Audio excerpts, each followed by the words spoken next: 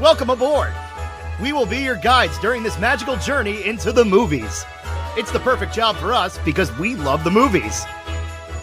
It's showtime! Ready when you are, CB! Action! Welcome to Monoreel Radio, episode number 321. I'm Sean. And I'm Jackie. And we are here this week to review and discuss Man of the House as it celebrates its 30th anniversary. Not to be confused with the Tommy Lee Jones Man of the House, which is celebrating its 20th anniversary this year. One of them was a staple for me. One of them was not. Spoiler alert. And this may surprise you. This one, not the staple. That even surprises me because you're such a Chevy Chase fan. If you think about it, this movie was tailor-made for me, right? Like you said, I love Chevy Chase. Home Improvement, one of my favorite television shows of all time. I should have been all over this. I think the problem that this movie had when it came out, and I sort of feel like this is going to be a through line, sorry to bury the lead. At the time that it came out, it was just another movie. Because there were so many movies that had come out around this time that followed a very similar formula.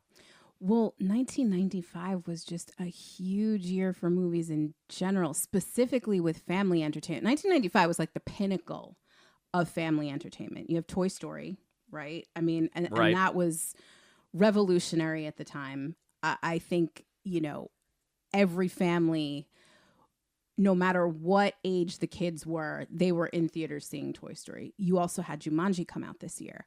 So I feel like this one, it was very easy for it to get lost in the shuffle because it's also sort of skewed towards young boys. This was at a time where if it wasn't specifically a family movie, the studios were really aiming to hit certain demographics. And this one, I think, was just kind of like a buddy movie for boys. So it should come as no surprise to anyone that this one completely slipped by me.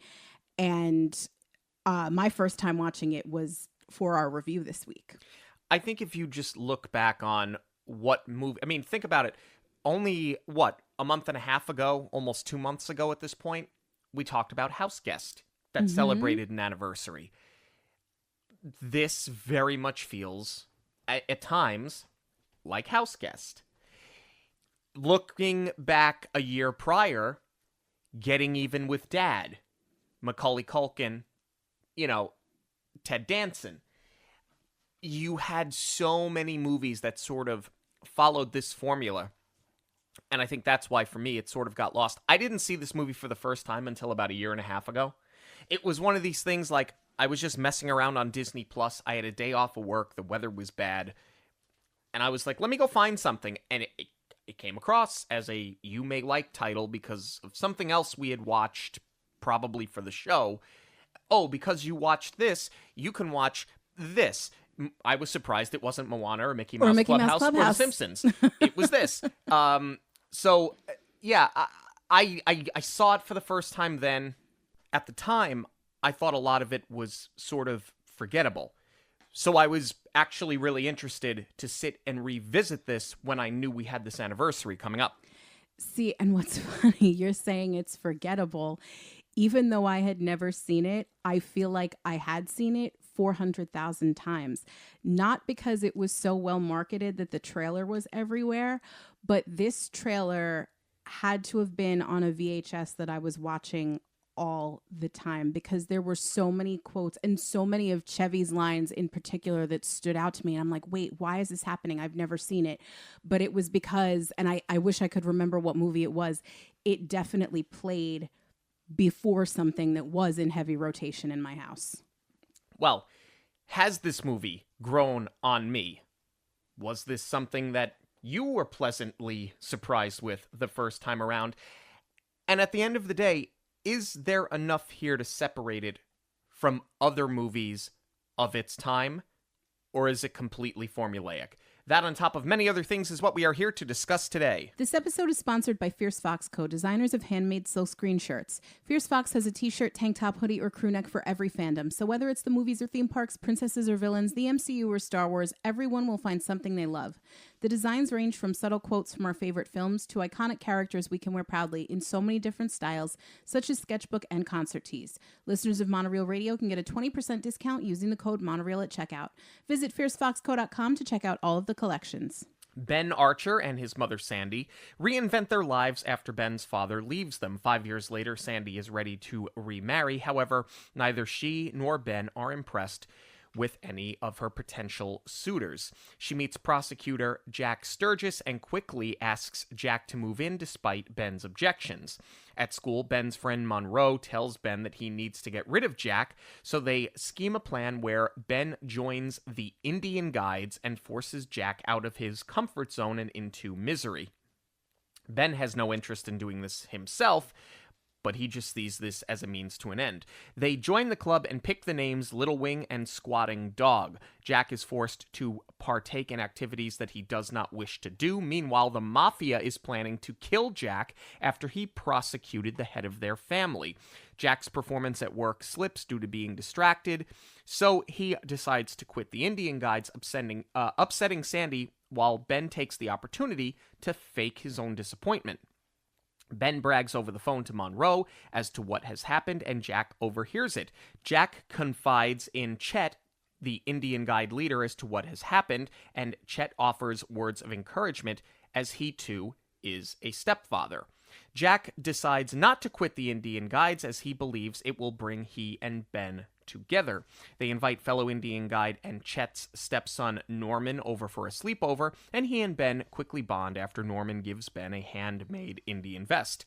Ben's relationship with Monroe starts to fall apart when Ben takes Indian Guides too seriously. As the group prepares for a canoe trip, the Mafia cuts the brakes on Jack's car, leading him to be involved in an accident and missing the trip, disappointing Ben and Sandy. Jack doesn't exactly explain what happened, but promises to make it up to Ben at the 4th of July camping trip. Jack's boss tells him that he is being transferred to the Portland, Oregon office for his own safety, but he refuses to do so as to not miss the camping trip. The relationship between Ben and Jack remains strained. Meanwhile, the Mafia is on Jack's tail while they are trying to camp. Ben discovers them the next morning, and Jack explains what really happened to his car, so he sends everyone away to protect them. Ultimately, they all come together to fight off the Mafia, who is then arrested, and Jack decides that he is going to marry Sandy, and they all become a family at the end of the day. Off top, that is one of the fastest plots you've ever done. And I think that the reason for that is because plot's a little thin here. The plot is a little bit thin, but here's the thing. I don't think the plot needed to be much more involved. I mean, take it as what it is on face value. You have a really rough open, by the way. It's actually a brilliant open, where this little kid is watching his father drive off with his secretary. Is it on the nose? Of course it is. But the 90s weren't known for their subtlety. That's totally my note, that this is, especially within the voiceover, this is like 90s trope on 90s trope. Not, I mean, that's the other thing though, right? Like, we lived through the 90s. Prior to, divorce was not common. Think about what's happening. Women are, more predominantly entering the workforce. Divorce became a lot more mainstream when we were kids growing up. So that is reflected in the films that they were making. That's why it feels like a trope, because it was unfortunately something that was becoming commonplace. But aside from all of the 90s tropes in the writing and in the voiceover, my nostalgic 90s heart loves opens like this, where you have the kid that's dealing with a shakeup and, there's a move and they're going to a new town, like they do in Casper, or like the beginning of Practical Magic, where you're seeing all of these like really wide sweeping shots of these like picturesque towns on the water. And like this was no different. But I just love opens like this because they don't do them like this anymore, but they're gorgeous. Like if you're bothering to take the film out of Hollywood and set it somewhere else and you go and shoot on the location, why not, show it off a little bit? And I love that they do that here. Well, and to a lesser extent, Mrs. Doubtfire. Yes. Right. Oh, good one. But we went to Seattle. We got out of San Francisco this time. Yes. and we land here. But what I was saying was, yes. It opens. It's a fairly rough open. But I think very well done. And what strikes me more than anything else here, quickly they build the relationship between Ben and Sandy. Yes. It's really outstanding that in maybe a quarter page of dialogue, you know exactly who they are. Their relationship doesn't feel forced, and they start to develop Ben as being a really loving, caring son, because he puts it upon himself at a very young age. Now, we're talking about the age of 6. That he's the man of the house. He's going to take care of his mom. I love this whole thing that they go to the beach, they collect things. It's a part of this collage. Like, it's symbolic of how often they go out, all of the things that they do together. So from the jump, you're taking something we've seen a million times, but you're sort of flipping it on its head by building in this relationship with the mother and the son. They take it a step further when we get introduced to Jack, right? Because, and I know I'm jumping ahead a little bit here, more times than not, you see the divorced parent getting involved with a sleaze, and we've got to get rid of him. Right. That's not at all what's happening here. She gets involved with a legitimate nice guy. Ben has trust issues, which I think at times get glossed over. Yeah. I think for the sake of hijinks, they get glossed over. So I love that they take something that we saw a million times and they kind of turn it on its head a little bit. Now, that's not going to absolve it of its most major sin, which I'll get to later. But it does do a fairly good job from the start of setting itself apart from some of these other movies that sort of get thrown into the jumble. I would agree, especially because I feel like such a trope of films like this where we're focusing on a single parent is the financial struggle.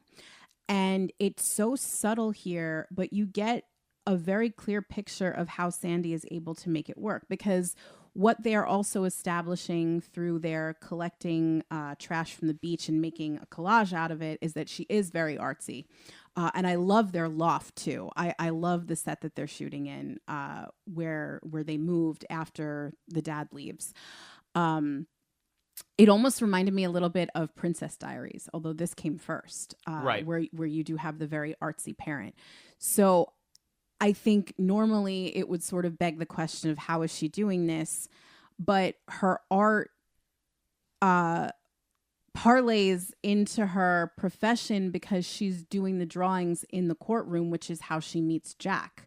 I forget what the name of it is. It's not a stenographer. The stenographer is the typist. I think it's just courtroom artist. But I thought that was so cool without having to do a lot of heavy-handed dialogue or heavy lifting to be like, okay, this is how she's supporting her child after the dad left.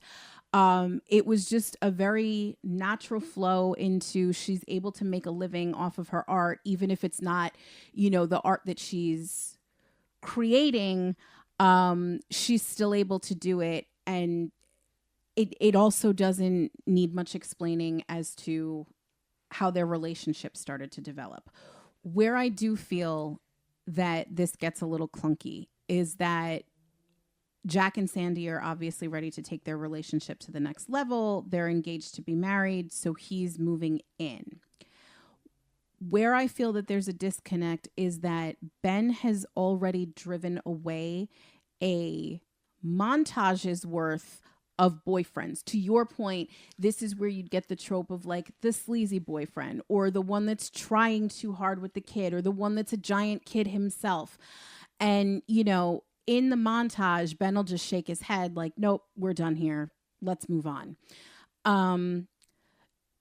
So I feel like we kind of needed to see what set Jack apart, that he was the one to be allowed to stick around, because Ben's attitude towards him moving in, that's coming way too late. If Jack made it this far, it's because there's something about him that you do like and you did latch onto. And it's not just the maturity that comes as you're a preteen now and your mom is ready to move on with her life because of the passage of time. Like, some of the things that Ben does are immature, and he is very much acting out because he's not in his teens yet. He's not 16 years old thinking, oh, I'm going to go off to college in a few years. Maybe my mom should settle down and enter this next stage of her life. He's 11. This is a shakeup for him. He's very much letting Jack know that he's not happy with any of this, but it's like, how did you even get to this point where you're engaged? That's a big problem. Yeah. There's no clear timeline here. We don't know how long they've been together. The most we've seen is that Ben waves goodbye to them as she gets in Jerry. I'm thinking about a Liar. But again, Liar came out in 97, right? So seen this before, getting into Jack's car, and he waves goodbye. Has this been a couple of months and they rushed into an engagement? Has this been almost a year? Has this been a few weeks? Problem is, we don't know. So what happens at this point, and I'm going to say JTT as opposed to Ben, is that he goes from being a sad character to being a brat. He's very petulant, yeah. And it's mostly because we just don't know how much time has gone by. He's such an enduring character when you first meet him, but he becomes, like you said, so petulant. Why? Is it that there are trust issues? Are we just to assume that there are trust issues?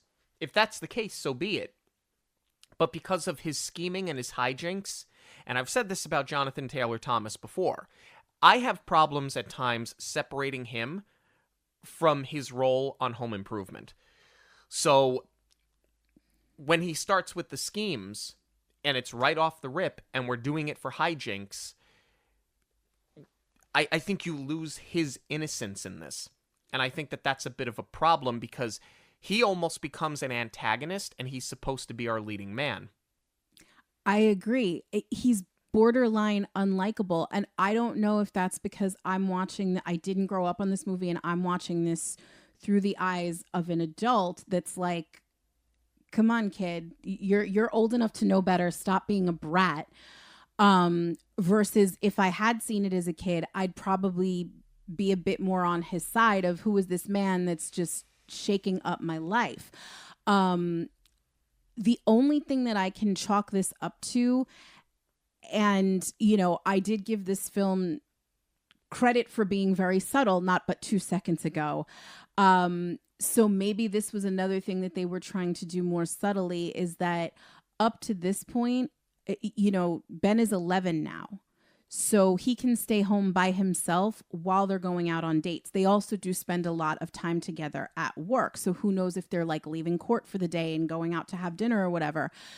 The difference is that when Ben was a child, he would have to be with his mom. So I think that that's maybe where they were going with it, is that he was spending a lot more time with her suitors as a child, just by virtue of he had to be there instead of hiring a babysitter for her. So now you see Jack picking her up. They're leaving Ben at home. So I think that it's plausible that it's just they've not had as much FaceTime as he did with her past boyfriends, but that also does feel like kind of a reach because it reverts back on itself when Jack is moving in and he calls him Benny. And Sandy's like, oh, I forgot to tell you, he doesn't like that. Right, because I think the father used to call him that. But you would have known. This is not your first time meeting Ben. That would have been like a day one conversation, you know? And that's where it feels almost like, and again, it's clunky. It feels like this is Jack's first time meeting Benny. You know, here's the thing. I just said Benny. Here's the thing, though. It's not that I disagree with you so much as it is that I think that line is necessary because I think you need to really plant the seed. I mean, I said it just a few minutes ago. I think you need to plant the seed that this really did traumatize Ben. Mm-hmm. And I think what you needed to do was you needed to build Jack up as being a legitimate nice guy. So he's trying to call him by a little nickname. He's trying to be friendly. He's trying to be, you know, sort of affectionate, and it blows up in his face. The problem that I have with Jack from the beginning is that he's not Jerry from Liar Liar, where he's trying too hard. But he's also not Clark Griswold, who obviously Chevy Chase is really good at playing, where he's a goofball with the best of intentions. There seems to be a stiffness there. Yes. And maybe it's because Chevy Chase was trying not to play it as Clark Griswold. There's a rigidness and a stiffness here from both of these characters now. So you've got Ben has lost the innocence. Jack hasn't been that innocent from the start. And I think that there's a disconnect between the two of them early in the film. I agree, because to your point, the next morning they double down on the nice guy thing. He's making this elaborate breakfast, and Sandy has to explain to him after Ben has a tantrum, like, we usually just do granola. It's quick and easy in the morning, but that's a little bit of a part of our routine. I'm glad that you bring this up because I have a specific note on that. Yeah, I'm also wondering if maybe this is supposed to push the narrative of they've not been together for too long, because if you're dating a woman with a child, you would kind of know a little bit more about her day-to-day life at this point. So maybe this was, I'll give it that, a very quick relationship where she hasn't got to cover the nickname. She doesn't tell him, like, you know, we're just quick and easy in the morning. Like that, even if you've not been together for that long, I feel like that's something where, like, when you decide to move in together, it's kind of like, all right, well, this is what we do before school. And you're kind of giving him a little bit of a lay of the land. Where all of that gets lost, though, is that Jack is really trying to do something nice, and it's completely thrown in his face. And this is where, to your point, though, where you've had him be so straight-laced to this point, now we get to see a little bit of the Chevy physical comedy where the blender's exploding, the kitchen's on fire, and, you know, he's trying to salvage breakfast as best he can. Yeah, I mean, the night before, you get the worst skateboard fall of all time. Oh, it is so intentional. Yeah. But this morning, here's my thing. He's legitimately trying to do the nice thing. Ben's obnoxious because he's going to go out of his way to be rude to this guy. We've established that. That's fine. That's what the character is going to be, because obviously we need them to build a relationship and you need a proper character arc. That's all well and good. But when Sandy comes in, she's like, oh, well, we have granola, and, like, we do breakfast together in the morning. It's a part of our routine. We make breakfast together. It's like, where were you? Number one, where were you? Because this kid's got his backpack on, like he's already ready to leave. Right. Frankly, I feel like their relationship suffers from OCD pretending to be innocent. And to your point, you have Jack trying to do a legitimate nice thing. The comedy comes from he's just destroyed this kitchen because he's out of his element, but he's trying. And instead it's no, here's another rule that I didn't go over with you because maybe we've been in a relationship for a month. Again, it just makes the whole thing very confusing and convoluted, and frankly, it doesn't do anything to help Sandy as a character. Like, at that point, she should have been like, Ben, say thank you. Right. Because She now never Jack's on an defends Jack. island. Yeah. He's on an island by himself. And I think that that's a major miss. I mean, it does pay off later because, and I love that they call out the line later on where it's like, why do I have to pay for another man's sins? Right. Because that's where all of the trust issues stem from. But to your point, and I'm kind of piecing this all together now. To your point about they glossed over the trust issues that Ben has. They really needed to lean into that a lot more, to not make him seem so bratty, to not make him seem so petulant. But the other thing is that I think this comes down to casting. You wanted a movie with a big star of the time.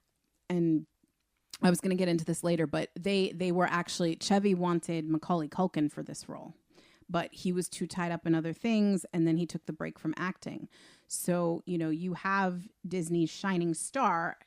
He's on Home Improvement. He's online. You know, they've got him contracted over the summer to shoot movies while he's off from Home Improvement. So, of course, you're going to want to utilize JTT because he's huge. I think that's where they sort of fell into a trap because they aged it up too much for JTT. I would buy this from a 6 or 7 year old. This kid should be making himself breakfast, you know? Right. So that's where this whole scene kind of collapses. Yeah. I think there's also a missed opportunity when we get into Indian Guides where, I mean, and Jack calls it right away. He's like, of all things, why does he want to do this? And we should have gone in one of two different directions here. Either he doesn't trust Ben from the start and he starts picking up on what he's laying down. Mm-hmm. But then I think you villainize Jack too much. Realistically, what I wish they had done was we know Jack secretly hates this, but he's trying to put on the fake smile because you cast Chevy Chase for physical comedy. Right. You cast him for his dry sarcasm. So play to it. And I think that there were a lot of opportunities there that were missed because it's just not what they did. They made him visibly uncomfortable and not wanting to do it the entire time. And he's doing it very publicly. Now, Indian Guides is so perfectly uncomfortable when they get into that meeting in the basement, in Chet's basement. It's great. I love it. But I just wish that they would have played with Jack a little bit more. As a plot point, the Indian Guides is way too contrived. Not only the way that it just sort of falls into Ben's lap, just because you know that they're trying to do a fish out of water scenario with Jack's character, that he's got to go from the courtroom to survive in the wilderness. So it sort of begs the question, why not just go with Boy Scouts? But to circle around to what you said, as far as, you know, feeling like Chevy is holding something back, I feel like that has to do with the fact that they did go with the Indian Guides because they collaborated with the YMCA Indian Guide program to make this film, and they had their input so that it was culturally accurate and that they were also depicting the program correctly. But in the end credits, there's like a whole slate. It was actually very progressive for the 90s to give credit to how they were trying to work with the organization. But they said that the filmmakers have taken artistic license to adapt the program for comedic purposes. So they acknowledge that they're not following it to the letter, but I think that's where maybe they were trying to hold Chevy back so that they weren't making a mockery of this program that they are trying to accurately represent. Well, I think what they did very well, and where I think that getting them in Indian Guides works, is by really introducing us to Chet. I love this sleepover they do in the backyard when they all go to Chet's house, and there's, they've got tents set up in the backyard, like their fake camping trip. And, they're doing potato sack races, and they're doing that grapefruit thing. Yeah. But it's important because, first off, you have Ben dupe Jack into renting an authentic Indian costume because he tells them that they all have to dress this way. So, of course, it makes him look like a fool. I'd hardly call that authentic, but okay. That's what they called it in the movie. But it introduces this idea that Chet is going to take Jack under his wing and explain, I'm Norman's stepfather. And, I went through a lot of the things that you're going through, and we made Indian Guides work, etc. And so it's the extension of the olive branch I thought was really important. I loved it for the character, and I loved where they actually did a really great job building on this as the movie went on. I agree, but I do think that this is where there was kind of a missed opportunity to bolster a B story, because I really feel like there's no subplot at all. I mean, like, yes, you do have the hit out on Jack, but that's still an obstacle set in front of his overall goal of getting to bond with Ben. Having him be a part of the Indian Guides and his relationship to the other fathers, it's still all in service of Ben. So this is where, to me, this movie feels a little bit thin, and they could have done a little bit more with it, because I think, a big 90s trope with movies of this ilk is that, especially with Jack's vocation, he's a lawyer, right? We see it in Jungle to Jungle. We see it in the Santa Claus, funnily enough, both Tim Allen movies, where the dad is so work obsessed that the kid always comes second to the job. And you would think that that's what's going to happen here. And I appreciate that it does subvert your expectations, that it's not just always, oh, I have to work. Oh, I have to work. He really is making an effort, but it would have been nice to see them take it one step further with his relationship to Chet or the other dads, of not only how do I get through to this kid? How do I bond with him? How do I break down this wall that he's built up? From Jack's point of view, I'm a father. I'm a first-time father now. How do I become a family man? And I feel like this goes back to what we were talking about before, that we never really saw his relationship progress with Sandy. We've not seen him really care for her. So we really don't have a motivation as to why that he's trying so hard to make them a family unit, especially when everything that the deadbeat dad did is being held against him. So like it just sort of plays as like, well, your mom's hot, so I have to make this work. We've not seen enough of their relationship to show that he truly cares for her. We've seen them make out just so that Ben could break it up. And that's where it really doesn't go past the physical nature of their relationship. We need something else. Yeah.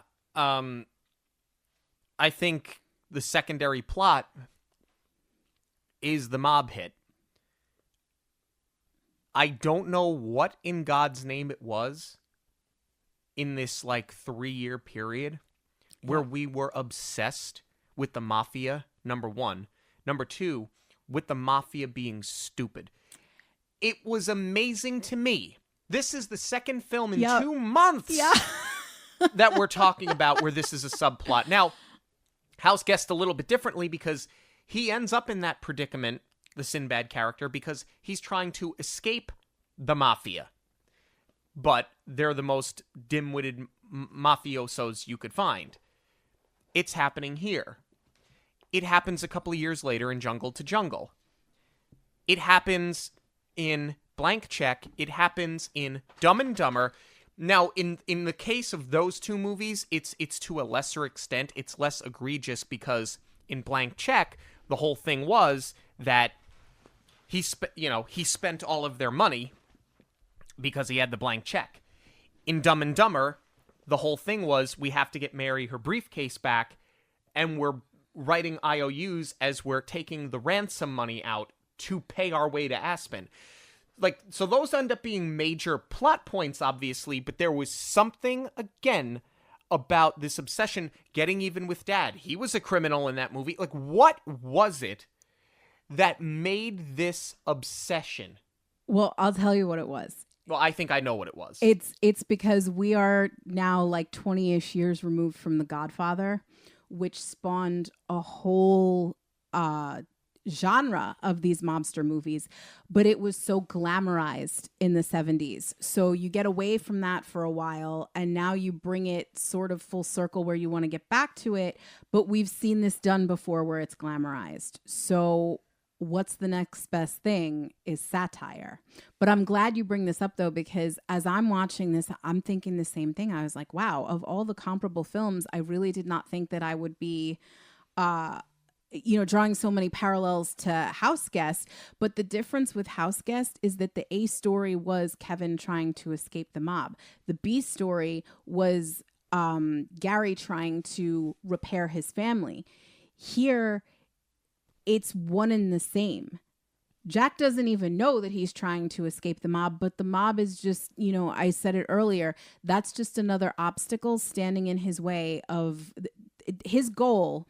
And in every screenplay format, the main character has to have a goal, right? His goal is to bond with Ben. The mob is just another obstacle in the way of that because they cut the brakes to his car and they're trying to make his death look like an accident, and it stops him from going on the canoe trip. That all goes back to Ben. It's not enough of his own story to make it feel like a fully fledged B plot. And this is coming off the heels of Marvin Harry. So it was in vogue to have dim-witted criminals in the film. So I think every movie that did this was just trying to catch that lightning in a bottle. However, this does really take a dark turn with the Goon Squad, where they're sitting outside of Chet's house, casing Jack essentially. And then the guns come out and they're talking about how they would use it and what a big mess each kind of gun would make. Well, whatever. Whatever. That didn't. No, I'm not saying it bothered me. I'm just saying like it's a very big tonal shift. Right. And then it shifts right back in the other direction with this war paint, which I thought was going to be like this really cringy moment, but it actually played great for comedy because they were very self-aware, and they called themselves out in the movie for how borderline offensive this could be. It's a great edit that now, because when Ben is painting him up that this is going to last a while. When he says, I break out, I get rashes, you know what's going to happen. Absolutely. But that wasn't what I was expecting for the rash to be left. I thought it was going to be like some sort of permanent paint. And then it's like a smash cut to the courtroom the next day where he is representing a tribe in court. But again, this is where this film, they took really great care to work with tribes because it wasn't just the YMCA Indian guides that they were dealing with. They also worked with the Red Crow family, which is why this character's name is Red Crow. Yeah, I think the problem that we have now is for a lot of good that the movie does, they have just rushed every single thing. To the point that we have made it nauseum. We do not know how long this relationship has been going on. It seems like they rushed through important setup to get to the end of the movie and try to keep it under 2 hours. Because Jack's boss is saying that you come in with this war paint, it's politically incorrect, I'm going to pull you off a case for this, and also your performance is slipping. Because this being a stepfather thing, it's becoming way too distracting. He's attended, that we've seen, one meeting in a basement after work. Right. And he's done one barbecue on a Saturday. How distracted could he have been doing something twice that he is now being pulled off of cases? Then you jump to him having to explain to Sandy, I have to get out of this because it's affecting my career, which plays perfectly to Ben's scheme. Right. So that Ben can feign disappointment. And Sandy immediately gets mad at him and is like, I shouldn't have done this. I knew we were rushing this. I should have waited till he was older. And they've already gone out of their way to clean up the mess early on and saying, well, Jack's keeping his apartment. That way, if this doesn't work out, he can just leave, which is a very bizarre thing to say. It's almost like Sandy's kind of like, if it works, it works. If it's not, I don't care. Like, more like she's expecting it to fail. Yeah, so there just seems like an awful lot happened to get to this point, and we didn't see any of it. The 90s loved a montage. You couldn't have done a montage here showing us how distracted he is with the Indian guides. Come on, man. Yeah, I completely agree. This whole thing just feels so disjointed. As far as the Indian guides affecting Jack's work life, they just should have left it at the war paint, not you're slipping. And although that is the catalyst for him to have the conversation with Sandy, you need a little bit of conflict here.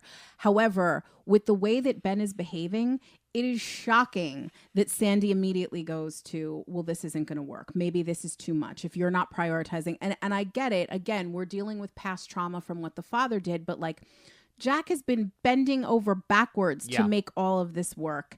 And he gets no credit. And I understand we're never going to get that from Ben. That's not the point. But what would have been a more interesting conflict is that if Sandy really was pit in the middle of this, she just defaults to siding with Ben no matter what. And that's great that you're protecting your child. But this could have been the B plot, is her relationship to Jack and him trying to make it work with her, for her, not for her son. So again, you could have done a lot differently here to strengthen this, especially because, you know, once Jack starts to, once Ben lays the guilt trip down of, but I thought we were getting along, I really want to pursue this, Jack goes to talk to him and he overhears the phone call where Ben is talking to Monroe and basically, my evil plan worked perfectly. He's playing right into my hand. And again, like, no repercussions here. Instead of Jack, and I guess I appreciate that, again, it subverts expectations with him not being the disciplinarian and like the, look here, we're going to be a family no matter what. You know, I appreciate that for as much as it doesn't make sense, they didn't lean on a trope. He basically pulls reverse psychology on Ben and cleans up the mess that he made at work, because he now hires Red Crow. Maybe not hires, but there is a really great joke about, oh, Jack gave me beads and trinkets to help out. Yeah. So the setup is that like he's sort of paying him off to participate in the Indian guides, and now they have a real Indian that is going to be showing them how to do everything. To your point, the montage. We weren't going to get out of it without one. Red Crow teaches the Indian guides how to do a rain dance. So you've got not just the dancing montage. Peppered in are a bunch of... it's also a training montage with archery and axe throwing, all the stuff that you're going to basically need later to outsmart the goons. It works. It's a product of its time. I will say this, though. I was very impressed with all of the dancing skills. Yeah. Those kids, and neither were the adult. Nobody was phoning it in. Like, they actually had some moves. I was kind of impressed. Well, I got to my note from this whole thing moving forward, as cliche as it is, this is where the movie takes off. Yeah. Because from this point on, other than them having to outsmart the dim-witted mafiosos in the woods, this is where the movie becomes everything it was supposed to be the entire time. Yes. falling in love with all of these characters. We should have been well on our way already. Mm-hmm. But because they rushed through so much to get us to this point, and they rushed for slapstick, and they rushed to manufacture drama, we should have been here 20 minutes ago. But from this point moving forward, cliche as it is, I think this movie really takes off from here. And the pacing is still really great. My favorite scene in this whole film probably is where Ben and Norm start to bond for real. Yes. They're having a sleepover completely independent of the Indian guides. So I kind of wish that they had left out, oh, well, we're going to set up a teepee on the roof for you guys to camp out. And they're, you know, it's cute. I mean, they're camping out on the roof. But because Chet helped Jack wanted to return the favor. And other than the Indian guides, Norm doesn't have a lot of friends. That's why when we meet him, he's stuffed in a locker and Ben has to get him out. So this is bonding outside of their extracurricular activity. And it's just such a beautiful little scene where Norm made Ben a vest, and he's so cute. And he's like, if you don't like it, it's okay. You can tell me, you won't hurt my feelings, because he's like so used to being dumped on. But Ben really appreciates the effort. And then he wears it to school. And I was like, I love this. I love the whole thing. And this is where Ben totally wins you back as a character for all of the, you know, brattiness that's ensued before this. Right, because then he's telling Monroe, because Monroe's dumping on him a little bit, and he goes, no, like, I learned how to throw a hatchet this weekend. I learned how to start a fire. I learned how to shoot a bow and arrow. What did you do? Like, they're pretty cool activities when you think about it. And I love the fact that they do that and that they build to this canoe trip that Jack is going to miss. Now, in all of this that happened where, you know, Sandy jumps to being upset and disappointed in Jack, they should have held all of that for this moment where Jack misses the canoe trip. Now, Jack misses the canoe trip because the mob cuts the brakes on his car, follows him all the way to the scene of the accident, gets out of the truck, is surrounded by a dozen people, and goes, come on, let's get out of here before somebody sees us. It's too late. Believe it or not, though, I have a similar note, but that is not the worst line in the movie. To me, it's after they realize that it's go time because the brakes have failed. They go, have a nice life. What an odd thing to say for someone that you're trying to kill. Yeah. And then Ben gets left behind. It's a very sad scene. But Jack is not forthcoming with Sandy or with Ben about what has happened because he ultimately is trying to protect them. He knows what's going on. And it does what? It sets up this notion that his boss is going to transfer him to the Portland office for his own safety. And they could have done the really cliche thing and dragged it out and had him explain that I can't go on the camping trip, have them get mad, have Ben stomp away. But you've already done this for real with the canoe trip. So again, to your point, subverts the expectations, and he's like, yeah, I'm not going, so I guess you're just going to have to fire me. And goes on the camping trip. Right. The movie does do a good job of subverting expectations more times than not. It almost plays like a rom-com at that point. Yeah. And not in a bad way, because Ben has started to trust a little bit. He's definitely letting his guard down. And then Jack goes and breaks that trust. So it is, you know, sort of that formula of when you're starting to let somebody in and then something happens. But to your point, yeah, this is where it's totally different because this wasn't all done through heavy exposition through the dialogue of, okay, I am going to go for my own safety. How am I going to break the news? And then, you know, you get a scene where he's packing up the apartment and he's taking all of his stuff with him and he's not explaining the whole reason why. I like that they went about it this way instead of, you know, because that's totally the path that they could have taken. He leaves for his safety, he goes to Oregon, and Ben, because he's now friends with everyone, starts to, he keeps hanging out with everyone. And then there's a reveal where maybe like Chet or somebody knew what had happened and then told him the truth of, well, he's doing this for his own protection and he didn't want you to know because the less you know, the better. And then it's, oh no, we have to go get him back. Instead, I mean, it works better plot-wise, dialogue-wise up to this point, but instead we get the goon squad out on the mountain, and I'm not going to say that this was the better alternative because it is so bad. And for as much as we've started to build back up, the end of the movie just happens so fast with the way that these guys are defeated. They rushed just to get us to some of the most over-the-top, absurd life attempts that I have ever seen. Oh, gosh. They want everything to look like an accident so that it cannot be blown back on them. So naturally, let's bring a bunch of dynamite and a big long fuse that will take way too long to burn, and we're going to trap you in a cave. This was like watching Looney Tunes. It was like watching Wile E. Coyote, honestly.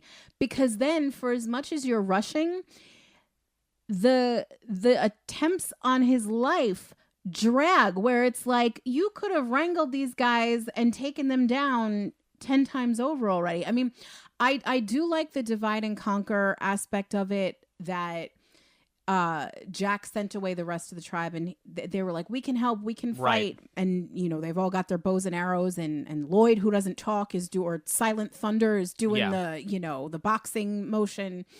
And Jack realizes probably that this is not his best option to get out of this. So he's like, all right, you guys go get the Rangers, go get help. And he sends Ben with them for safety. But Ben comes back naturally, which, it's a good thing because he really needed Ben because he was stuck under a log. And that's where, for as much as they rush it, it's a pace killer here because as stupid as these goons are, they should have found you. You weren't that far ahead of them. You rolled down a hill, but you didn't go that far. Like, they should have caught up to you.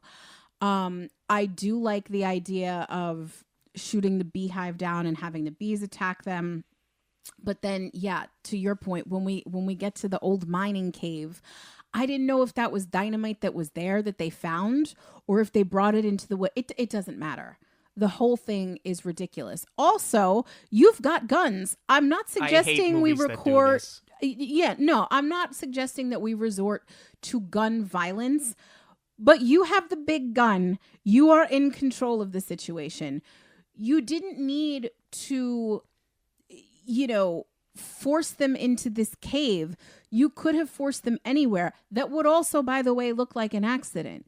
So it just didn't make any sense. And also, this is like the end of A House Guest 2. Too much dialogue. You've got a gun pointed at you and you're arguing with the bad guys. It just, the whole thing was just so silly, just for the sake of giving the rest of the tribe time to come back and get them out of the sticky situation. Look, it's not that you're advocating for gun violence. However, it's the mafia. Yeah. You wrote to bringing the mafia in. And they've got guns. Movies that do this, and it's so contrived, especially in the 90s, where I'm just going to hold the gun for far too long and say, shut up or I'll shoot. And I'm not really gonna, because I got to buy time, but shut up or I'll shoot. Yeah. It's so bad. It's so ridiculous. Give up on making this look like an accident because you're about to set off explosives. It's over. And I'm sorry, but you have him in the middle of nowhere. Just shoot him and ditch him somewhere. You're in the middle of nowhere. Hide him. Even once they light the fuse, Ben's like, what are we going to do, Jack? You should be running. You've established that he's not actually going to shoot, so you can get past him.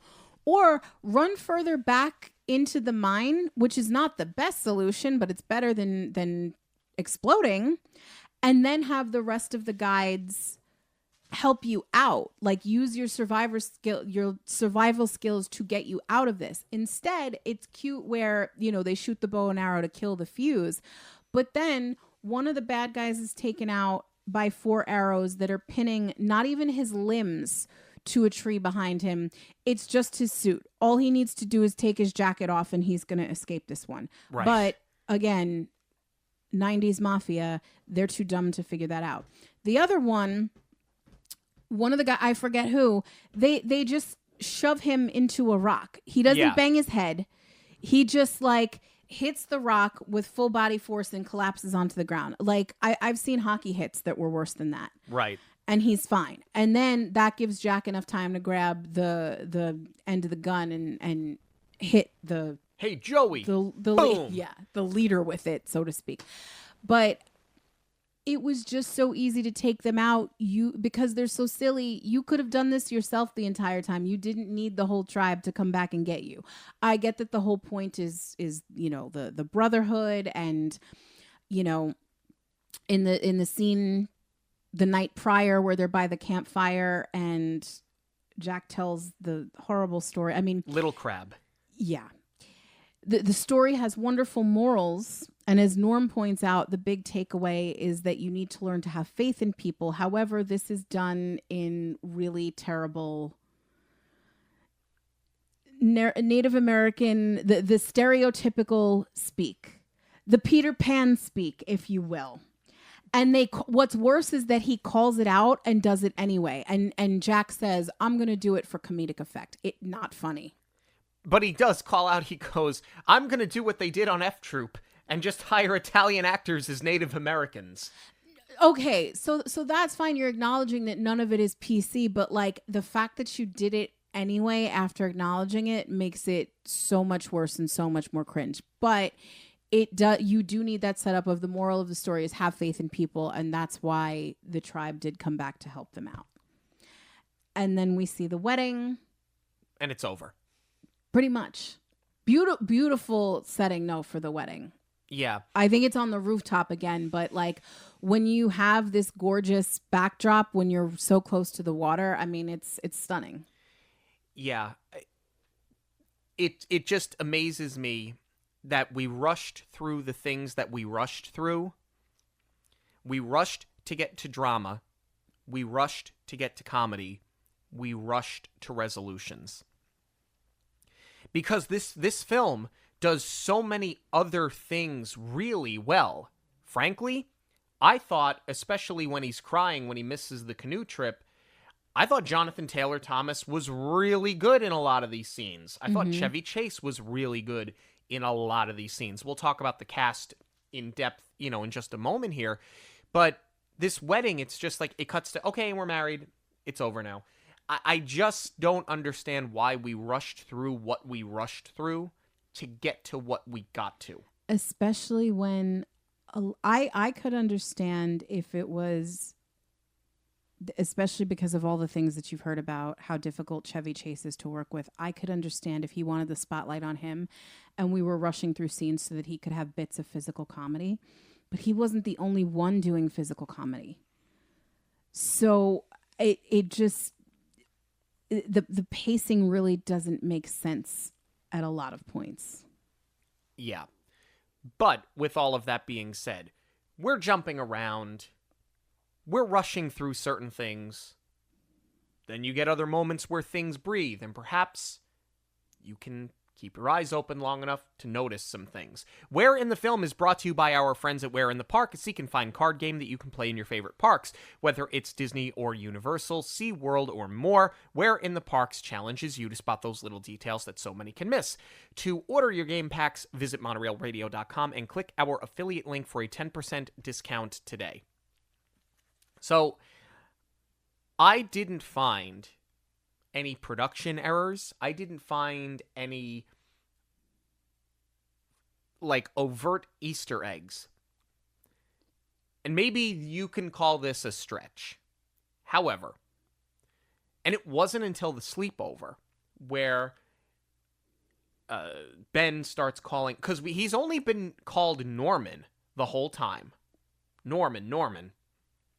It's not until Ben starts calling him Norm that I went, oh my God, Yeah. it's been right in front of us the entire time. No, they did it on purpose. George Wendt, who plays Chet, very famously played Norm on Cheers. And it wasn't until they called him Norm that I went, oh my God, that is brilliant. It kind of stood out to me because that's such an odd name for a kid to have, you know? Like, it's a pretty unique name. I thought for sure we were going to have the same one because there's a giant Easter egg during the dance montage before Ben decides to participate. He's leaning up against the tree and he's like, nah, I'm not going to join. And he's reading a magazine. On the back of the magazine, it's the poster for The Lion King. Good find. I didn't even notice. I thought you were going to tell me he was reading a Tiger Beat where he was on the cover. That'd be great.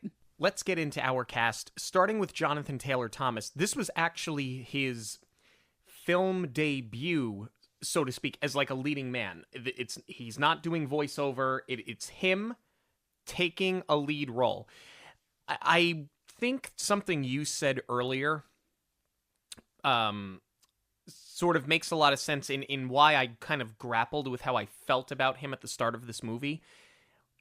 It seemed like maybe the age wasn't right for the character. I think that he's 11, and perhaps he was 11 when they made the movie. I would venture to say he was a little bit older. But there was just something, and it wasn't him, but there was something about what they were trying to do with the character that I think just wasn't necessarily working for at least the first half of the movie. The second half of the movie totally takes off, and I think he actually shows some really strong acting chops. I think he deserves more credit than he's usually given, and I think that the second half of this movie really showcases that very well. I definitely agree with that. This is a great showpiece for him because prior to this, I mean, Home Improvement's great, but it's a sitcom. Right. And then he was Simba, but while he was great for the voice, like, you don't really get to show your full range in voiceover all the time. So I think this was a great opportunity for him, and any issues with the performance are because of the writing and because they presumably cast him for the name instead of casting somebody who is age appropriate to play up the brattiness and the unhappiness. They should have, being that they did cast him and he is older, to your point, he was probably more like 12 or 13 playing 11. I think it would have benefit a lot from steering harder into those trust issues and making it more emotional instead of, you know, that what came off as petulant to me. If they would have focused on the drama when it came to JTT, you could have balanced it with the comedy that you would have gotten, and did get it many times, from Chevy Chase. I thought Chevy Chase was good in this movie. As I said earlier, though, the first half of the movie, something just felt off. He's not the sleazy boyfriend that's trying to dupe everybody. He's not Clark Griswold. He's sort of somewhere in the middle. And I think that there was opportunity for better comedy earlier on in the movie. I don't think that's the fault of Chevy Chase, because I think where Chevy Chase really shines in this movie, I think he knocked it out of the park. But as I pointed out, weak slapstick at times, especially for him. Now, given he was, getting older, not old, but getting older when he made this film. I think this was, 15 years after the first Vacation film. So, obviously, he's not a 30-year-old man anymore. But I felt that some of the comedy was weak, not his fault, weak writing at times. I don't want to say you wasted him, because like I said, when the movie takes off, he's so good. But I think that there was a balance that they could have struck early, and they just didn't do it. Yeah, what was surprising to me was how stiff he was in the beginning. And I don't mean that from the physical comedy aspect. I just mean like his face wasn't really reading anything. And the only other time I've seen him like that is when he did Weekend Update. But it works for Weekend Update because you know that he's going to deliver a really punchy line. And I wish that, you know, being that they weren't giving him that much physical comedy up front, other than like, you know, the cot collapsing in the skateboard, that he would have had more of those like deadpan funny lines that because that's to me where he shines the most, is when he's being sarcastic and he can look you in the eye and say something horrible, but it's just very funny. Like anytime that he talks to his boss or coworkers in Vacation, like that's where, to me, he's at his best. So I wish we had a little bit more of that. But what truly surprised me was how well he was able to nail the... I mean, we have seen him as doting dad in Christmas Vacation and The Family Man, but walking that line of, I know I can't replace your dad, but I do want to be your friend. And they never had to say that explicitly, but like he delivered that, which I thought was great. What was also interesting to me was that because he has a bit of a reputation for being difficult to work with, JTT's parents were hesitant to have him do the film. Like, obviously, he's already got the Disney contract. He's on summer break. So time-wise, it would have all worked out. But they supposedly arranged to give them some time to bond offset before they started shooting and develop a rapport, which they did. And I think that really comes through in any of their scenes together. Yeah, I think especially once they do start getting closer together as they're doing Indian Guide, like there does seem to be a very genuine relationship there. I hate to say it, I can't really say the same thing about Farrah Fawcett's character. And I don't, again, this is not Farrah Fawcett's fault. You get Farrah Fawcett because... she's gorgeous. And I've said her name 3 times already. She was a name. This is a star-studded cast. The sad reality of it is that I don't think her character is terribly well written because she could have been anyone. You know, I don't think they played to Farrah Fawcett's strength. I felt that this character, as we've sort of pointed out before, and this is so a fault of the early screenwriting. Well, no, it's really the screenwriting the whole time. They rush through so many things that she goes from being supportive to unsupportive. Let's give it a chance to, we never should have done this to begin with. There's no breathing room, and not her fault, but this character just lacks a certain vulnerability. I think they tried to play that more with Ben's character, but I think a lot of that gets lost in Sandy, and I just never really fall in love with her as the mom that's trying her best.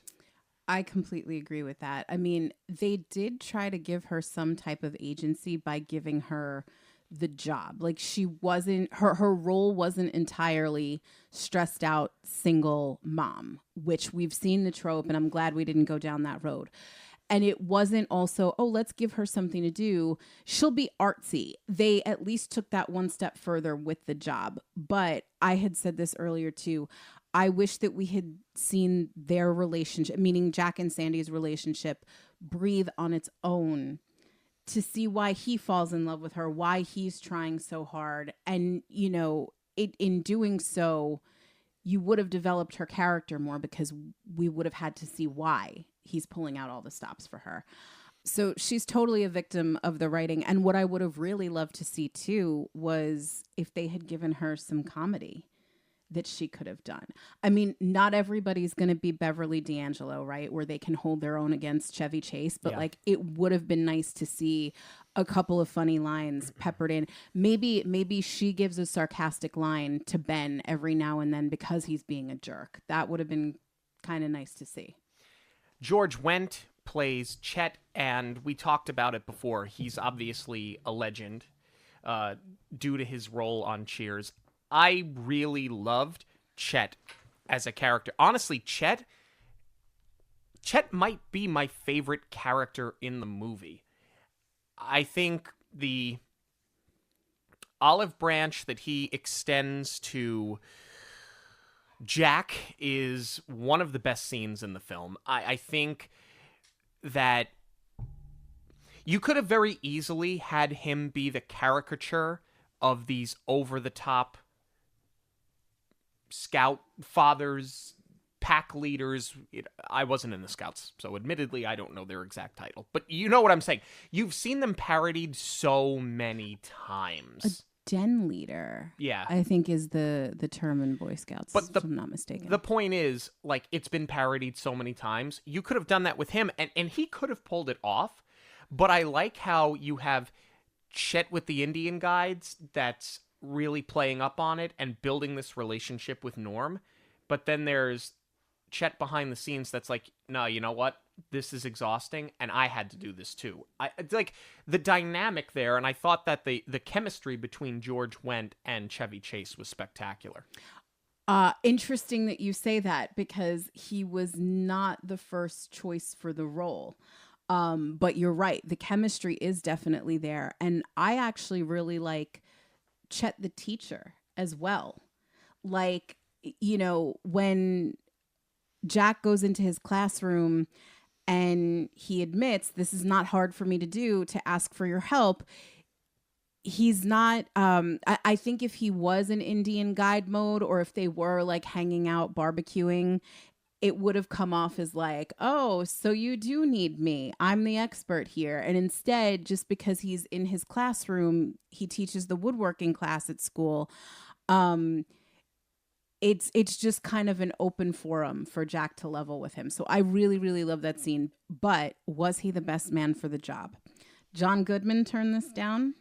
Then Chevy had suggested Rick Moranis. And this was actually the turning point when he decided to take the break and raise his kids.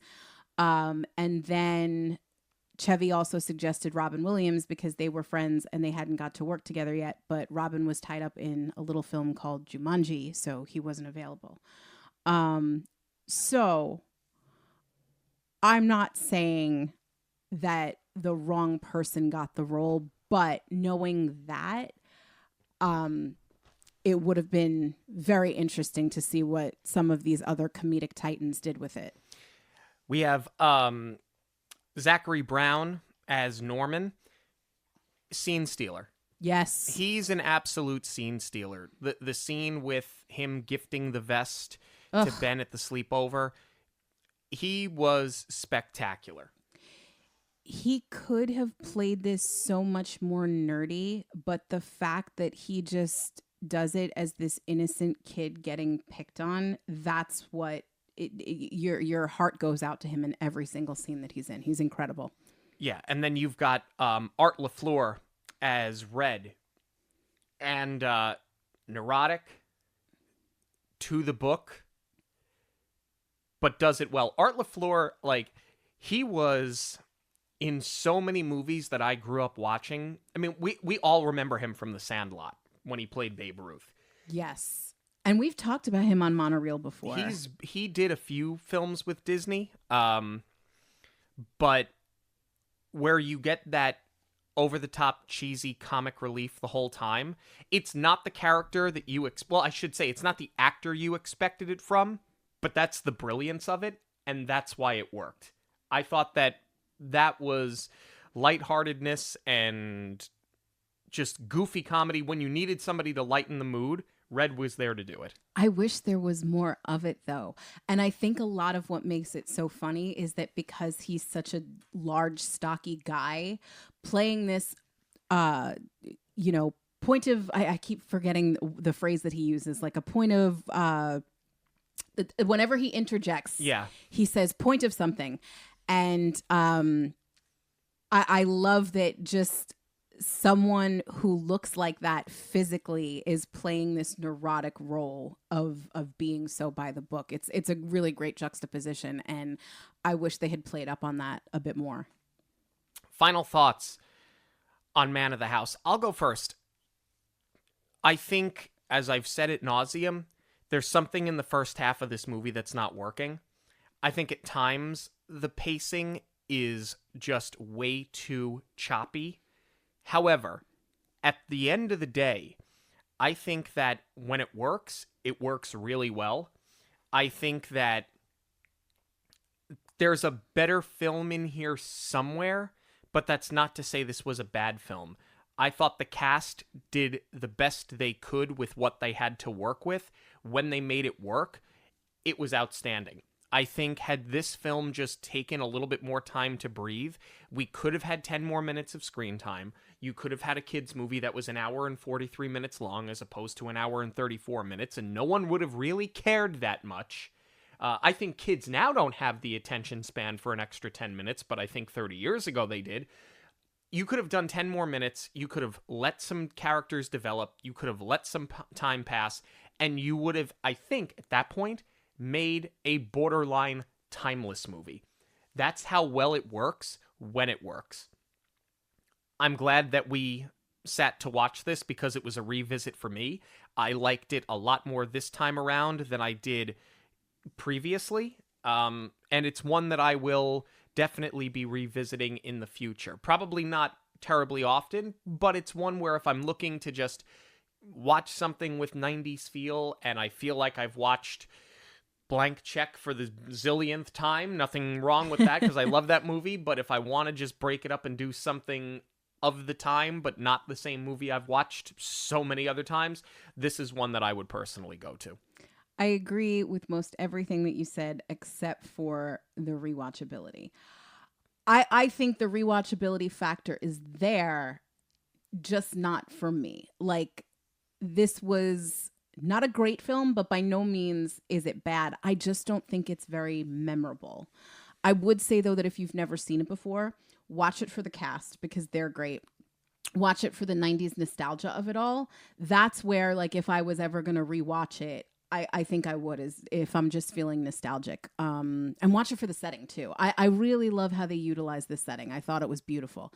But definitely worth a shot if you've not seen it. We want to know your feelings of Man of the House. You can send us an email, monoreelradio@gmail.com, or you can send us a message on all forms of social media at Monoreel Radio. News of the week is coming up, but first a quick break. News of the week is proudly sponsored by KMV Travel. KMV Travel is a boutique travel agency that helps families plan personalized vacations and create unforgettable memories in the most magical place on earth. Planning for a Disney vacation can be stressful, but it doesn't need to be when you're working with a KMV Travel specialist who will work with you to customize the perfect vacation for you and your family. Your KMV travel advisor will help you determine what parks to visit on each day, ensure you know the ins and outs of essential tools like My Disney Experience and Genie Plus apps, assist with dining reservations, and of course, share their favorite hacks so you get the most out of your vacation. Visit kmvtravel.com to start making magic now. When we were planning our first family trip to Disney World, Jackie was the first person that we thought of. Jackie helped us with every step of the planning, and she helped us pick the right hotel for our itinerary and our budget. She also gave us great recommendations when it came to scheduling our parks, our dining reservations, and the attractions. These days, it feels like there's a lot that goes into planning a Disney trip, and there's a lot that we just didn't know about Disney World, and we're just so thankful for Jackie's advice in making it all a little bit easier. Yeah, when we got to the property, we realized we wanted to add on another park day, so we texted Jackie early in the morning, and she got back to us right away, and that really helped us make it happen. We had some amazing meals and drinks. We went to Cinderella's Royal Table. We went to Oga's Cantina. We rode Rise of the Resistance without waiting on a long line. And on Jackie's recommendation, we saw the Epcot fireworks from the Skyliner. This was an unforgettable family trip to Disney World, and Jackie made it happen. Thank you, Jackie. The Oscars were this past Sunday, and this should come as no surprise to anyone. Kieran Culkin was the winner. Best Supporting Actor in A Real Pain, which was a Fox Searchlight film. That was, I mean, he earned it. That was a really good movie. It's an incredible film. And watching him and Jesse Eisenberg do the press circuit was more entertaining. Honestly, I hate saying this, Ariana Grande and Cynthia Erivo had nothing on these two during the press junket. They were hilarious. Yeah, that was probably Disney's big win because they didn't get animation. And there was, quite a shakeup for this year's Oscar ceremony because it wasn't consistent with the rest of the awards. Amelia Perez had been cleaning up Golden Globes, BAFTA, except for Demi Moore's win for the Golden Globe. But SAG, BAFTA, all of the other major awards, it's really been Amelia Perez as the front runner. So I thought that they were going to get Best Picture, but Anora shook things up. And what was interesting to me is the writer, director, editor, Sean Baker, cleaned up with 4 statues that night. The only other person to do that in one award ceremony was Walt Disney himself. But he didn't do it for the same films. It was from a couple of different ones. Sure. So I thought that was interesting. We have some more information about the new Pirates Tavern coming to Walt Disney World. A lot of people are excited. They had a little behind-the-scenes video with Imagineers that had been posted to social media, and I think we all sort of knew it, but it is confirmed now that the Barker bird has made its way to the new tavern coming in. So for fans of the traditional Walt Disney World attraction, and I think they had it at Disneyland as well, a lot of people are excited to see that the Barker bird is coming back. I can't wait. I can't wait for this to open. I can't wait to wear my Pirates lounge fly over there. I'm just so excited. It doesn't look like it's ready to open anytime soon, but apparently they're going to have it ready to go in 2 or 3 months, so fingers crossed. Before we get there, though, we do have the International Flower and Garden Festival happening over at Epcot Center. They recently announced the food booths, and this festival, frankly, for us at least, super hit or miss when it comes to the food. I don't think the food has been that great the last couple of years. I think it's been sort of average. But from what I'm seeing, and not just the glamour shots that Disney has posted, everything that I've seen on social media from people that were there on day one, the plating, it looks like they're trying to rival themselves with Festival of the Arts. It's gorgeous. And they're doing a lot more, I don't want to say risky dishes, but there definitely are some unique offerings. I feel like they're trying to diversify the menu a little bit more. And they're not just giving us our typical festival staples. I think we're branching out here, and I'm excited to see it. Yeah, well, 2 new booths that sort of caught our attention were Yacht Grub and Beach Grub. A+ on the naming, Disney. Very cute. Very fun. And like just overall theming with what they're offering makes a lot of sense. Like the Beach Grub is offering the seafood bake, yeah, which is fun, and not something I feel like you see a lot of for this time of year. I feel like any other time they've done seafood, it's usually at the America Pavilion for food and wine. Mm-hmm. So that looks really fun. They've got a grilled corn on the cob, which I know people are up in arms about the one at Animal Kingdom not being made on the grill anymore. So I'm hoping this will satiate fans of the Animal Kingdom corn. Well, they're using a plant-based cheese, so it's not really cheese in this street corn. So that's okay, though. They're still grilling it. And then you have the s'mores bar, which I think makes a lot of sense. And then over at Yacht Grub, they're doing a dip trio with caviar, which I was very surprised to see. It's like a pimento dip, a onion dip, and the whipped feta. But one of them has caviar on it, so I'm excited to try that. And then they're having basically like a charcuterie board. It's a meat assorti. Assorte? I have seen pictures of it. It looks really pretty, though. Yeah. Like for festival food, it looks like they're really healthy portions, not just with that charcuterie, but everything looks like it's pretty substantial here. Right. And then the third option is assorted artisanal cheese. So in other words, it's what can we get? That's what we're rolling out with. I give them credit for going out on a limb here. I think they are trying to plus up some of the selections. And they are going to rotate them too. Some of these dishes are going to be kicking around until April, and then they'll do a switch for the remainder of the festival from April to May. Well, I think that makes sense. I think that makes a lot more sense than when they tried to stretch Food and Wine Festival for, what was it, 4-5 months? They were trying to stretch that for 4 months, and things were changing 2 and 3 times. Yeah. I think this is a smarter way to go about it. Well, thank you so much for joining us this and every week on Monoreel Radio. Monoreel Radio will always be free, but there are many ways that you can support the show.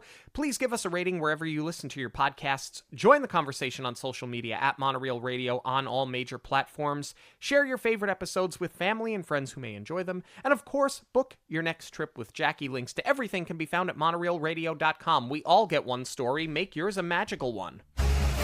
On behalf of Monoreel Radio, we'd like to thank you for joining us. We'll see you at the movies, the stuff dreams are made of.